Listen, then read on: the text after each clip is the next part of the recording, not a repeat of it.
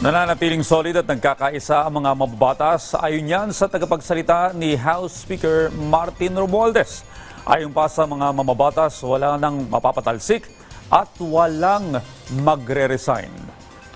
Ang detalye sa report ni Melales Moras.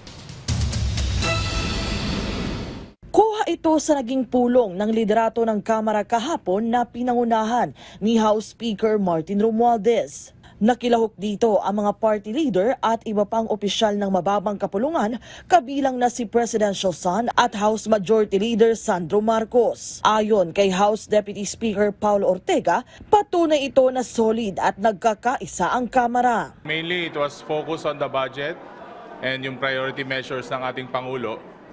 And as you can see, nagkakaisa po ang House of Representatives. Nandun po lahat ng mga party leaders, nandun po ang aming majority floor leader, nandun po si Speaker at mga ibang Deputy Speaker. Mariinding pinabulaanan ni Ortega ang usap-usapang may namumuo o manong kudeta sa Kamara. Git niya, matibay pa rin ang suporta ng mayorya ng mga mambabatas kay Speaker Romualdez. Maraming chismis pero sabi ko nga, chismis. Kibitzers, mga bulong-bulong. Pero as you can see, the House is one, the House is solid, and there is no change in leadership. Una nang naakusahan si Cavite 4th District Representative Kiko Barzaga na siya umanong may pakana na patalsikin si Romualdez pero itinanggi na niya ito. Gayunman, may banat siya kay Speaker Romualdez pagdating naman sa issue sa flood control projects. I believe that if anyone should be investigated, the first person to be investigated is House Speaker Martin Romualdez.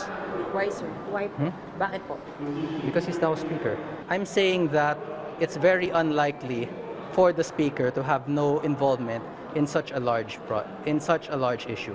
Pumalag naman dito ang tagapagsalita ni Speaker Romualdez na si dating Congressman Robert Ace Barbers at nanindigang walang kinalaman sa issue ang House Leader. Tiniyak din ni Barbers na walang anumang change of leadership na mangyayari sa Kamara. Ito will die a natural death, ika nga. No? And this has not actually crossed the border of getting the interest of the majority of the members. In fact, nagpakita ng suporta ang mayorya, no?